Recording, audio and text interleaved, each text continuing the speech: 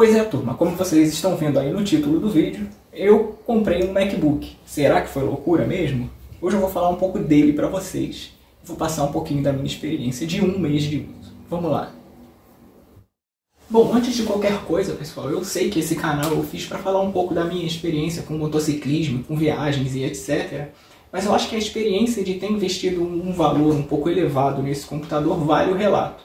E é por isso que eu estou aqui gravando, porque é bem provável que muitas pessoas estão com as mesmas dúvidas que eu tive antes de comprar um computador, principalmente por conta do macOS, que é um sistema que eu nunca tinha utilizado, e eu sou um usuário de Windows há 22 anos, nunca tinha nem olhado para um Mac na minha vida, então eu tinha muitas dúvidas. Acho que esse é um relato que vale a pena. Então, se você está chegando aqui nesse vídeo e está caindo no canal de paraquedas, gostou do conteúdo, pode curtir. Mas se você está pensando em se inscrever, esperando mais conteúdo de tecnologia e de MacBook, isso não vai acontecer. Esse vai ser o único vídeo que eu vou gravar com respeito a esse material. Mas se você gosta de motociclismo, te convido a dar uma olhada nos outros vídeos do canal, e aí vai que você gosta. E aí sim, se você quiser, você pode se inscrever. Vamos lá falar um pouquinho desse computador aqui. Bom, então tá aí, turma. Dei uma mudada aqui no ângulo de visão para vocês terem uma visão melhor do computador, do meu notebook, do meu computador ali. Qualquer coisa eu vou mexendo, vou falando para vocês.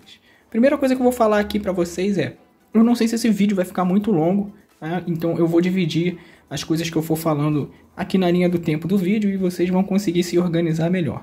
Primeira coisa que eu vou falar para vocês o que me levou a investir o dinheiro que eu investi nesse computador, e depois eu começo a falar um pouquinho mais das minhas impressões sobre ele. Bom, vamos lá. O que me levou a investir um dinheiro em um notebook tão caro, né? Bom, desde que eu comecei a ganhar meu próprio dinheiro, a comprar meus próprios equipamentos, eu sempre tive um computador bom de mesa, né, e um notebook fraco.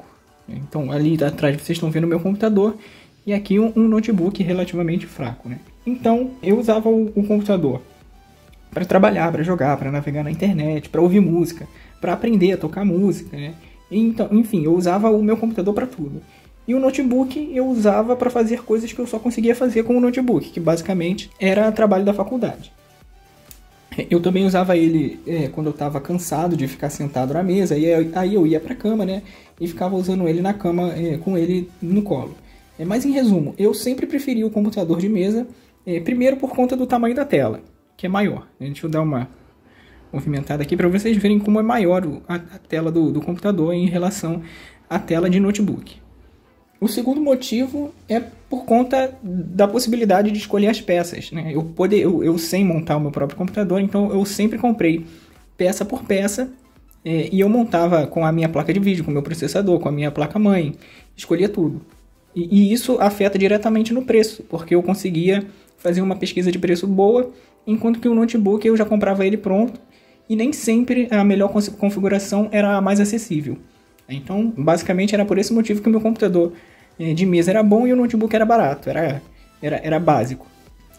Outros motivos é que eu sempre me dei melhor também com o mouse do que com o touchpad do notebook, e eu sempre achei aquele teclado com teclas altas mais confortável do que um teclado de teclas baixas, e isso eu acho até hoje. Inclusive, sempre que eu posso conectar um teclado externo, eu coloco no notebook.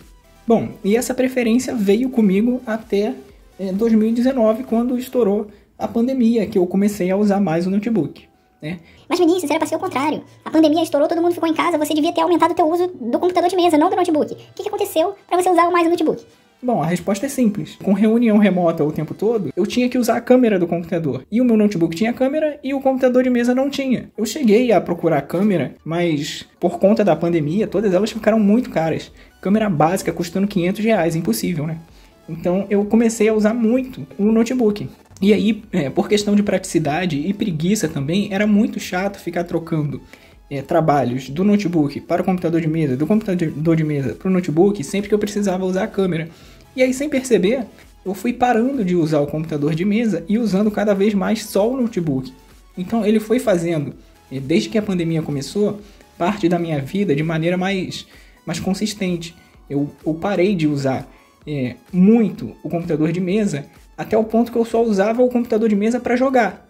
E o tempo foi passando e eu fui trabalhando cada vez mais e chegou um ponto que o meu computador de mesa eu já não estava nem usando nem mais para jogar.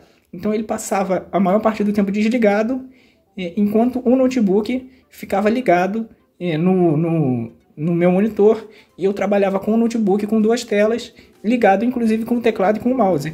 Então um computador de mesa com o tempo foi deixando de fazer sentido para mim, e um notebook bom foi ganhando uma importância maior.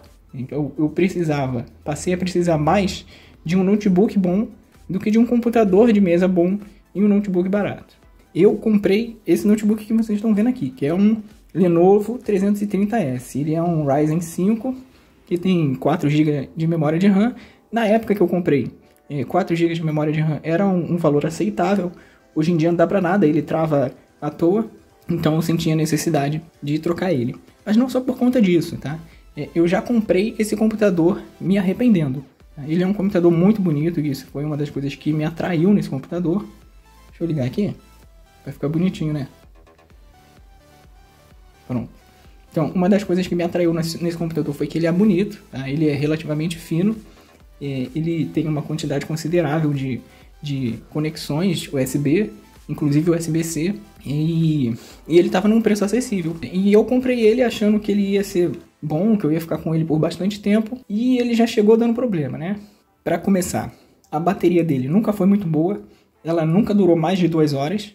E com o tempo isso foi piorando. Hoje em dia ela dura 1 hora estourando. E já está pedindo para conectar o carregador. Inclusive nesse momento ele está no carregador, porque pode ser que ele peça para desligar. E aleatoriamente com o carregador isso não acontece. Essa tela ela é muito ruim. Dá para ver, né, nesse vídeo. Eu acho que dá para ter uma noção que ela tem uma iluminação muito ruim perto da iluminação do monitor e perto da iluminação do MacBook. Ela vaza luz nos cantos. É muito desconfortável. E agora apareceu uma listra amarela aqui, ó. Deu a entender que o vídeo tá para ficar ruim, né? Então eu já percebi que mais cedo ou mais tarde eu ia precisar comprar um computador novo, um notebook. Ele também quebrou aqui, ó.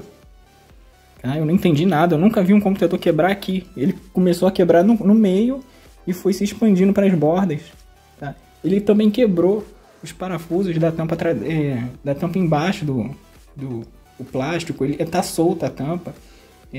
A placa de wireless dele é muito ruim. Tem que estar muito perto do roteador para pegar uma internet legal.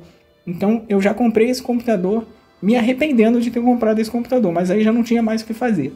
Então eu prometi para mim mesmo que pelo menos Lenovo nunca mais eu ia comprar. Então, e foi o que aconteceu. Quando eu estava decidindo qual computador eu ia comprar, e daqui a pouco eu vou falar para vocês quais eram, Lenovo, nenhum deles estava na lista. E por fim, eu entrei no doutorado há pouco tempo e eu ia mesmo precisar de um computador para levar para a faculdade, fazer trabalho e tal. Tava faltando um computador que eu conseguisse tirar da mochila lá e trabalhar sem me preocupar em ter uma tomada por perto, porque nem sempre a tomada está disponível, nem sempre tem uma sala de reunião sobrando. Então eu realmente precisava de um computador com uma bateria boa. Então eu decidi que eu ia comprar um computador novo, tá? E eu tinha 4 critérios para escolher um computador novo. Bom, o primeiro critério é que o teclado tinha que ser retroiluminado, porque eu trabalho muito à noite, tá? Principalmente por conta de eu dividir o quarto com a minha namorada, e eu não, para poder apagar a luz para ela dormir e eu ficar digitando à noite, eu escrevo bastante, eu precisava de um teclado que fosse retroiluminado. Então isso era condição, todos esses 4 são condições que precisariam estar presentes no meu notebook novo para que eu comprasse. Primeiro, o teclado precisava ser retroiluminado. Segundo, a bateria precisava ser minimamente boa. Terceiro, o computador precisava demonstrar ter uma estrutura resistente, porque o computador de plástico da Lenovo já estava todo quebrado. Isso não demorou muito para acontecer, não. Foi rápido, e eu sou muito cuidadoso com as coisas. Aconteceu assim aleatoriamente, tá? Não é de batida nem de nada.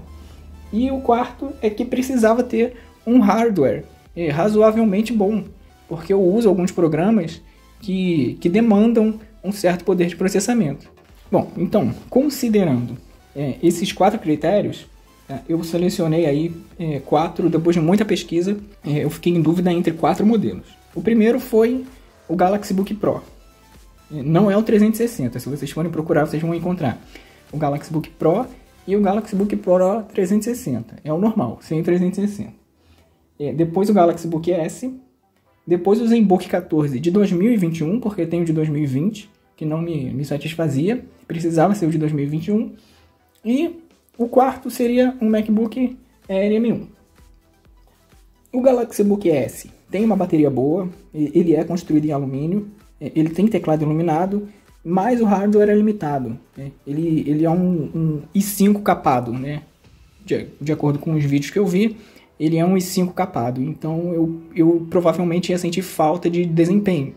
Então eu descartei o Galaxy Book S. O ZenBook 14 era quase perfeito, porque ele era quase tudo que eu precisava, mas estava difícil encontrar. Na verdade, quase tudo não. Ele era tudo que eu precisava, mas estava difícil de encontrar a versão de 2021. Eu só estava encontrando a versão de 2020, né, que não tem carregamento por USB-C e tem algumas limitações. Outra coisa que me incomodava é que ele não tinha um touchpad. Ele tinha, na verdade, uma tela sensível ao toque, que funcionava como touchpad. Então era como se tivesse um telefone celular, era como se fosse um telefone celular aqui, e esse telefone celular servia para fazer um monte de coisa, inclusive para controlar o mouse do computador.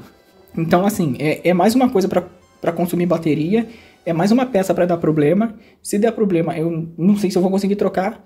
Tá? E mais uma, é uma coisa que vai encarecer o computador e eu não vou usar, não faço questão. Tá? Então, eu também descartei o ZenBook 14. Primeiro porque eu não estava conseguindo encontrar a versão de 21 para vender, de 2021. E segundo, por conta dessa tela, que eu acho mais uma desvantagem do que uma vantagem. Sobraram, então, o Galaxy Book Pro e o MacBook, que está aqui, né? Então, vocês já sabem que o MacBook foi o eleito. O Galaxy Book Pro era sensacional. Tá?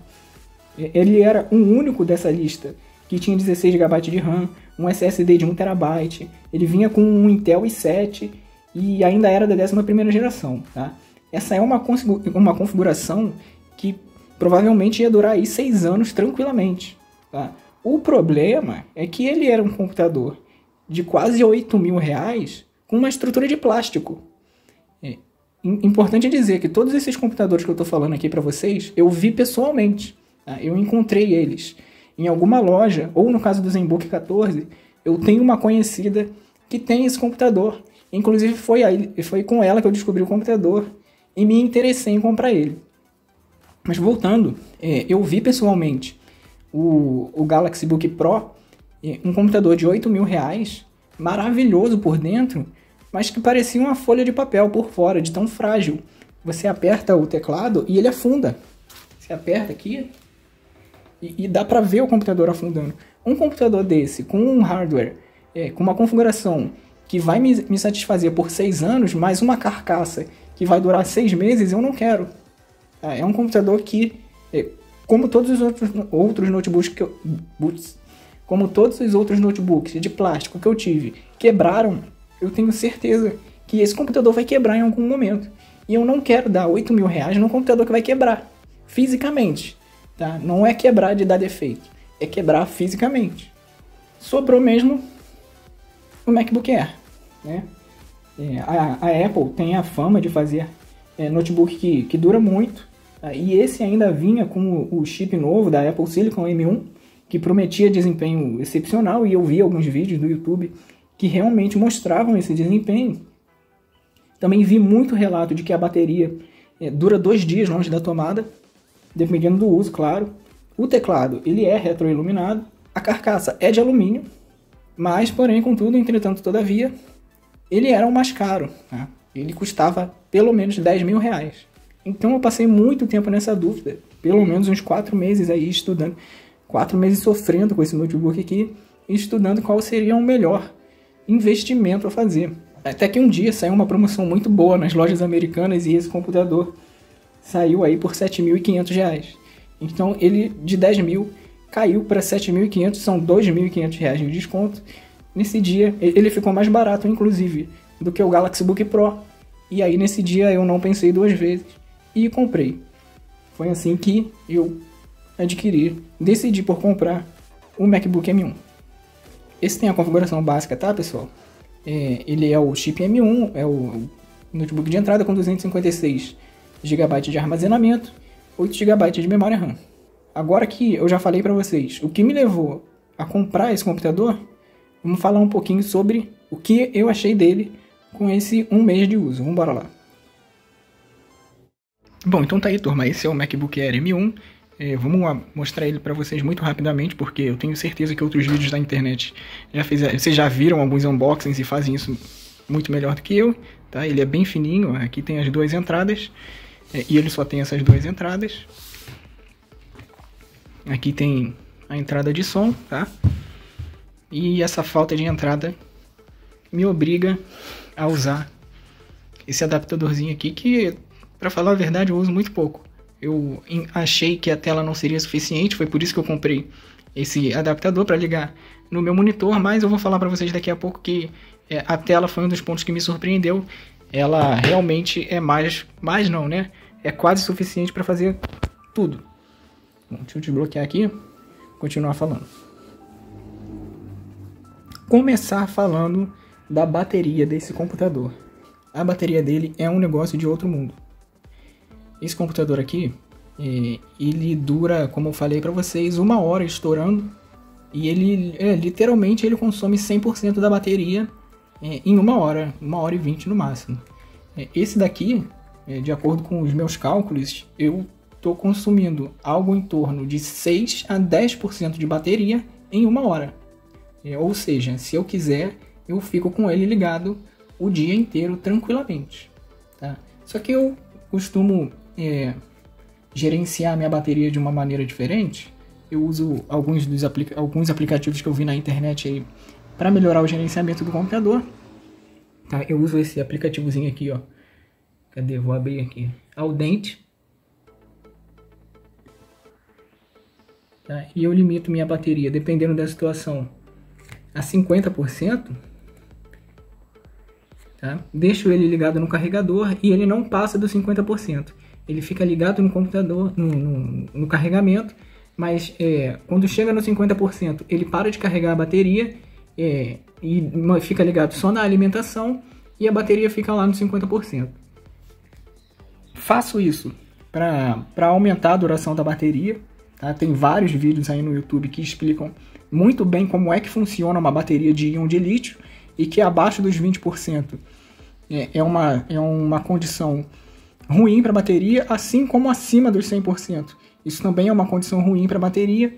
A melhor condição seria por volta da metade, ali nos 50%, então é isso que eu faço. Quando eu posso ficar na mesa, eu boto o Audente ligado, ele fica no 50% conectado no carregador e usando na alimentação. Quando eu tenho que sair, eu deixo ele carregar até os 100% e uso só na bateria. Outra coisa que eu tenho que comentar é que se vocês querem aproveitar a bateria ao máximo, o ideal é vocês utilizarem os aplicativos nativos que vêm com o MacBook. Por exemplo, para entrar na internet eu uso o Safari. Mas eu uso o Safari porque eu já fiz alguns testes e com o Safari é a condição que eu consumo 6% de bateria por hora. Quando eu uso o Firefox, que é o navegador que eu estava mais acostumado, aí ele consome bastante mais. Tá? A mesma coisa com o Thunderbird, eu parei de usar o Thunderbird para gerenciar meus e-mails. E uso o aplicativo da Apple para gerenciar meus e-mails, isso também ajuda no consumo de bateria. Então, a dica é, se você quer otimizar a sua bateria, utiliza os aplicativos nativos do macOS. Bom, aproveitando, falar que o desempenho, já que também ele é afetado pelos programas que você usa, que são nativos ou não, né? No geral, o computador tem um desempenho excepcional. Tá? Esse macOS é muito rápido, ele é muito ágil, muito fluido, ele abre os programas muito rápido e renderizar um vídeo é muito rápido. Tá? Os vídeos daqui do canal geralmente tem 10 minutos, então eu renderizo ele, eu uso o Shotcut, o Shotcut existe para esse... Deixa eu abrir aqui para macOS, tá? Não é nenhuma... Tem lá no site do Shotcut mesmo o aplicativo para vocês baixarem para macOS. E no macOS, esses vídeos de 10 minutos eu renderizo em cerca de 10 minutos também. Tá? Agora, quando eu renderizava esses mesmos vídeos de 10 minutos no meu computador bom, que é o meu computador de mesa, eu demorava aí cerca de 1 hora. Tá? Ou seja, é muito mais rápido renderizar os vídeos nesse macOS. Uma vez aconteceu comigo desse computador travar, tá? Mas foi uma situação onde eu estava usando um monte de programa mesmo. Na verdade, não foi bem uma travada. Tá? Eu estava com e-mail, estava com calendário, WhatsApp, Word, Excel, Firefox, Safari. Eu estava fazendo uma apresentação online, estava usando o Mendeley, estava usando o Adobe, estava usando o Xmind. Então eu estava com muito programa aberto e usando tudo ao mesmo tempo. Eles não estavam abertos à toa. Eu estava usando eles todos ao mesmo tempo. Tá? Então o que aconteceu? Apareceu uma janelinha aqui no meio. Ele matou algum dos programas e, se eu não me engano, ele fechou o Xmind. E aí apareceu uma janelinha que eu ignorei, eu só fechei a janelinha. E de repente ele matou outro programa e a mesma janelinha apareceu. Aí eu parei para ler o que estava escrito na janelinha. E aí ele me comunicou que a minha RAM, que vocês conseguem ver aqui, ó, a memória RAM tava pouca. Acho que não tá focando. Tá? E que eu ia precisar escolher algum programa para fechar. E aí eu tive que fechar alguns programas para não matar o processo da reunião online, da apresentação que eu estava fazendo. Então isso só aconteceu uma vez. A partir daí eu comecei a realmente parar de usar, usar o mínimo possível de programas que não fossem os nativos. A partir daí eu comecei a usar mesmo o Safari. A partir daí eu passei a usar mesmo o gerenciador de e-mail do macOS e por aí vai. E faz muita diferença, tá, pessoal? Os programas que são nativos do macOS, eles consomem muito menos memória RAM do que os programas que não são nativos. Depois, se vocês chegarem a comprar, façam o teste, é só abrir o gerenciador aí, o monitor de atividade, que vocês conseguem monitorar o quanto cada programa está gastando. E eles realmente gastam muito menos os programas que são nativos do macOS. Passando para a estrutura, pessoal, ele é de alumínio, não tem muito o que falar. É um computador robusto e, pelo que eu vejo aqui, com certeza ele vai durar muito tempo e é o que eu queria. Tá? Eu não investi esse dinheiro que eu investi pensando em trocar tão cedo. Tá? Eu pretendo ficar com ele até quebrar, né? Usar ele até quando dá. E eu imagino aí que seja pelo menos uns 6, 7 anos. Essa estrutura de alumínio me dá a segurança de que eu vou conseguir chegar lá sem quebrar. Nem me dá nenhuma dificuldade. Tá? Esse computador aqui, eu tive que colar aqui, ó, porque ele quebrou aqui também na estrutura. Então, para abrir e fechar, eu tinha que fazer isso com todo cuidado. Tá? E não é isso que eu quero. Bom, então já falei da bateria, que era uma das minhas prioridades. Já falei do desempenho, que era uma das minhas prioridades.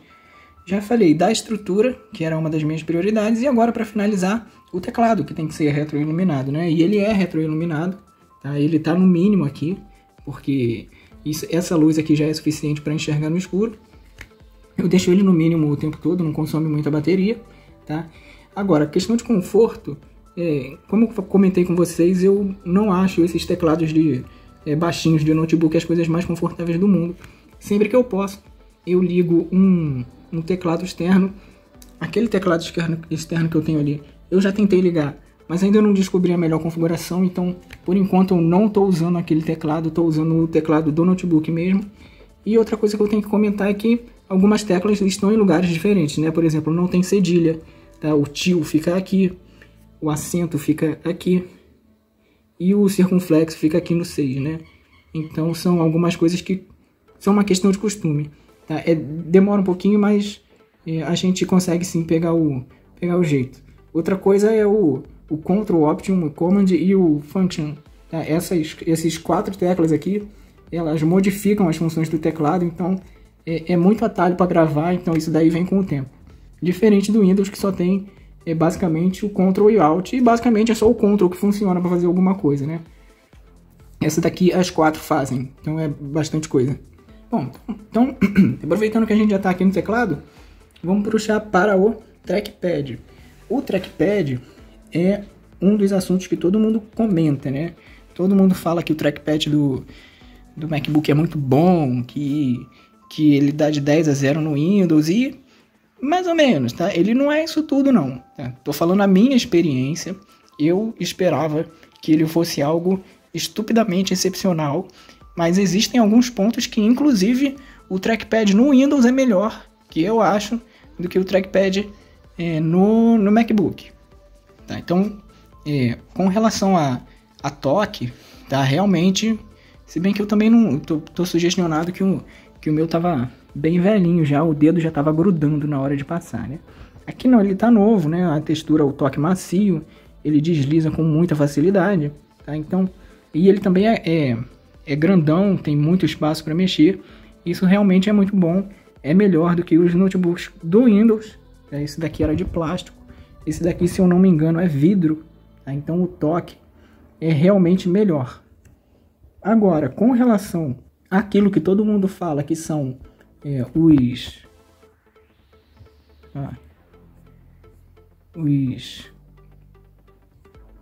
os atalhos, né? Com 4 dedos e com 3 dedos. Com 3 dedos você arrasta a janela, né? Tô com 3 dedos aqui. Enfim, esses atalhos, eles são pré-definidos. Isso para mim é uma coisa ruim. Tá? Você não consegue modificar o que os gestos com os seus 3 ou 4 dedos fazem no macOS. Diferente do Windows. E é isso que eu acho melhor no Windows. No Windows você pode configurar uma gama muito maior de gestos com o trackpad do que no macOS. E isso eu achei ruim, porque eu queria configurar gestos que eu já estava acostumado no Windows e não conseguia. Eu tive que me acostumar aos gestos pré-definidos pela Apple.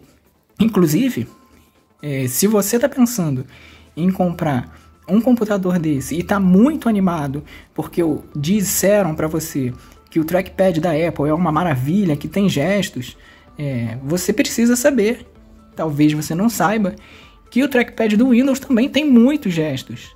Você consegue configurar esses gestos e, na minha opinião, eles são melhores do que os gestos do MacBook. Uma coisa que me incomoda, por exemplo, é que não tem um gesto para aparecer a área de trabalho. No Windows é só você arrastar os 4 dedos para baixo, coisa simples, arrastar os 4 dedos para baixo, não aparece a área de trabalho, que no caso o Mac chama de mesa. É uma coisa simples, poderia ter, arrastar os 4 dedos para baixo, aparece a mesa. Tá? Não tem como programar isso. Inclusive, esse é um gesto que não acontece nada. Você passa os 4 dedos para baixo e ele está vazio. Tá? Quando você passa os 4 dedos para cima, você abre um Mission Control. Quando você passa os 4 dedos para um lado para o outro, você passa de mesa em mesa. Com 3 dedos você pode programar para arrastar e tal. Você consegue pinçar para fazer zoom e tal. Mas assim, são gestos pré-programados que poderiam ser modificados. E como eu já falei, me incomoda muito que um gesto para baixo com 4 dedos não mostra a mesa. Poderia muito bem ter, né? É um gesto fácil e tem aí, ó, um gesto vago que não faz nada e seria muito útil. Se o pessoal da Apple ver esse vídeo, fica a dica. Passando para a tela, pessoal, isso foi um dos pontos que me surpreendeu muito positivamente. Mas muito mesmo. Porque o pessoal dizia que a tela era suficiente para fazer tudo. E eu não acreditava, principalmente porque eu estou muito acostumado a usar 2 monitores. Tá? Que no caso era o desse notebook, que ficava ligado nesse monitor. E quando eu vi que o pessoal estava falando que uma tela de 13 polegadas era suficiente para fazer tudo, eu não acreditava. Tá? Eu já sabia que eu ia, quer dizer, eu já tinha certeza que eu ia precisar usar esse computador ligado no monitor. E como ele não tem uma saída HDMI, foi por esse motivo que eu comprei aquele adaptador que eu já tinha mostrado para vocês, para ligar o HDMI pela saída USB-C. Tá? E aí eu comecei a trabalhar no MacBook e eu percebi que de fato a tela dava conta de tudo. Tá? Mas como assim a tela dá conta de tudo? Bom, por 2 motivos principais. Primeiro, que a resolução da tela é muito boa. Então as coisas são um pouquinho menores. Tá? Cabe mais coisa na tela, porque ela tem uma resolução aí de 2K. E o segundo ponto que eu só percebi quando eu comecei a usar Mac e que ninguém comenta é que a realidade é que os elementos no Windows ocupam muito espaço na tela. Tudo no Windows é muito grande. Enquanto no MacBook, os elementos eles são melhor distribuídos. Deixa eu abrir o Finder aqui. Eu vou mostrar para vocês, por exemplo. Olha só como é que é fácil, como é que fica as pastas, como ficam os documentos. As pastas ocupam pouco espaço. Os ícones ocupam pouco espaço. Eu vou abrir o Word aqui, o Excel. Vou abrir o Excel aqui.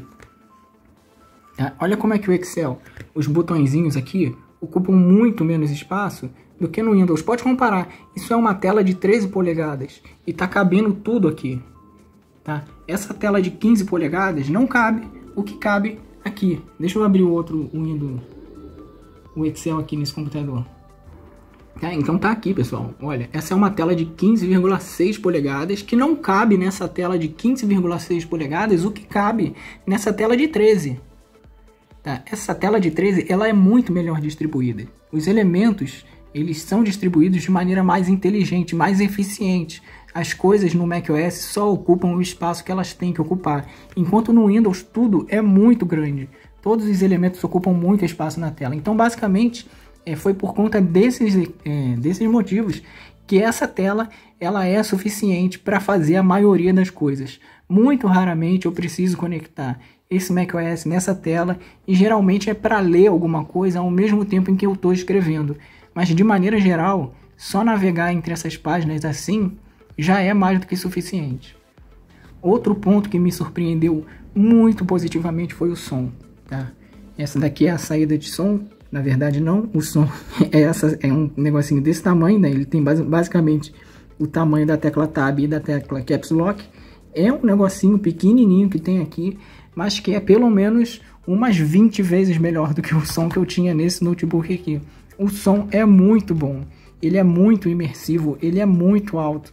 Inclusive, às vezes eu tô vendo alguma coisa, algum vídeo, e eu começo a escutar um barulhinho no fundo que eu penso que é do lado de fora da casa, mas na verdade é o fundo. Tá? É o barulho de contexto do vídeo. Ele é muito imersivo, esse som é muito bom. Eu não tenho o que reclamar, eu acho que foi o melhor som que eu já vi em computadores na minha vida. Ele é muito bom mesmo. Vocês, se quiserem comprar pensando no som, vocês não vão se arrepender. E tem gente que eu já vi em vídeos dizendo que o som desse notebook aqui é ruim perto dos notebooks do MacBook Pro. Eu não consigo imaginar o que pode ser melhor do que esse daqui, porque esse daqui já é muito bom. É sensacional, sem exagero, o som desse MacBook Air. E para finalizar, pessoal, tem uma questão que era muito importante para mim, um usuário de 22 anos de Windows, que é o medo de não se acostumar com esse sistema. Tá? Então, a respeito disso, o que eu tenho para dizer para vocês é: não se preocupem, vocês vão conseguir utilizar esse computador tranquilamente. Tá? Como eu falei, eu sou um usuário de 22 anos de Windows. Eu ganhei meu primeiro computador com 10 anos, no ano 2000. Tá? Então, ele veio com o Windows 98. Eu passei pelo Windows 98, passei pelo Windows XP, passei pelo Vista, passei pelo Windows 8, passei pelo Windows 8.1, passei pelo Windows 10, cheguei a usar o Windows 11. Tá? Então, eu estou muito enraizado no Windows. E eu tinha muito medo de comprar um notebook desse e me arrepender, porque não me acostumei com o sistema operacional que é o macOS. Tá? E isso não aconteceu. Tá? O que eu posso dizer para vocês a respeito da diferença entre um e outro? Se você usa o Windows, você usa o macOS, você usa o Linux. É simples assim. Tá? Se você pilota uma Phaser 250, você pilota uma CB250, você pilota uma Z300, apesar das diferenças. Se você pilota um Fusca, se você dirige um Fusca, você dirige uma Fiorino, você dirige um Logan, tá? Apesar das diferenças. É assim, você se acostuma. Tá? Só que tem um porém. E esse porém tem a ver com o seu grau de conhecimento em sistemas operacionais. Se você é um usuário avançado, provavelmente você vai ter mais problema em se acostumar.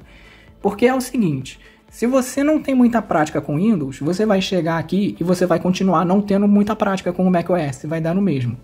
Se você é um usuário básico, você só usa o computador para entrar na internet, ver rede social, fazer alguns trabalhos simples no Word, Excel, PowerPoint, fazer algumas apresentações, reunião de vídeo, uso básico mesmo, você vai aprender a fazer isso muito rápido. 1, 2 dias no máximo você já vai estar fazendo isso do jeito que você fazia no Windows.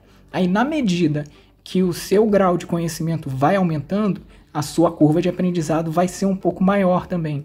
Então, se você já é um usuário mediano, você já vai precisar aprender a fazer algumas tarefas um pouco mais específicas, e aí talvez nessas tarefas mais específicas você vá gastar um pouco mais de tempo. Agora, se você é um usuário mais avançado, é bem provável que você fique frustrado, pelo menos no início, porque você vai demorar muito para aprender a fazer no macOS as coisas que você fazia no Windows, e aí a sua produtividade vai cair pelo menos nos primeiros meses aí, até você aprender a fazer de maneira eficiente tudo que você fazia no Windows aqui no macOS. Não esquece, pessoal, se vocês estão curtindo, deixa um like aí pra gente, porque isso ajuda bastante o canal. Isso faz o YouTube entender que esse vídeo foi relevante para você e pode ser relevante para outras pessoas também, tá? Outra coisa que eu queria comentar é que o seu grau de satisfação vai depender da finalidade que você vai dar para o computador. Como eu já falei, se você usa para redes sociais, isso não vai te interferir muito, você vai se dar bem com ele. Agora, se você usa programas muito específicos, talvez você fique um pouco frustrado. Então tem a ver com o seu grau de conhecimento, né? o seu costume, se você vai se acostumar ou não com o macOS. Tem muito a ver, tem mais a ver com o seu grau de conhecimento e com a finalidade que você vai dar para o computador do que propriamente com o macOS. Porque se você usa, como eu falei, o Windows, você usa o macOS sem problema. É fácil de se acostumar. E, para finalizar, tem a questão das duas entradas, né? Se você depende muito de conectividade, você talvez fique um pouco frustrado também, porque só tem essas duas entradas USB, e é isso. Finalizando o vídeo, então, minhas considerações, tá? Em resumo, eu gostei bastante desse computador, principalmente por conta da robustez, né? Ele é de alumínio, e ele me dá a impressão de que ele vai durar bastante tempo. Não só a impressão, né? Tem muitos relatos na internet de que esse computador, de fato, dura bastante tempo. A bateria estraga, mas o computador ainda está funcionando. Essa carcaça de alumínio é exatamente o que eu esperava, tá? A tela me surpreendeu muito positivamente, o som me surpreendeu muito positivamente, o teclado normal, não tenho o que falar de ruim, mas também não tenho muito o que elogiar, ele é padrão normal. O touchpad, ele é bom, é normal também, mas tenho que melhorar, tá? Eu acho o touchpad do Windows melhor, e com relação à configuração, com relação a gestos. E eu compraria de novo? Não sei dizer ainda, tá? Eu preciso usar esse computador por mais tempo para dizer se eu compraria ele de novo. O que eu posso dizer para vocês é que, com certeza, eu não me arrependi de ter comprado esse computador. Galera, então é isso. Essa é a apresentação, essas foram as minhas impressões desse MacBook Air M1. Se vocês gostaram, não esquece de dar um like aí para ajudar a gente no canal. É isso, e até o próximo vídeo.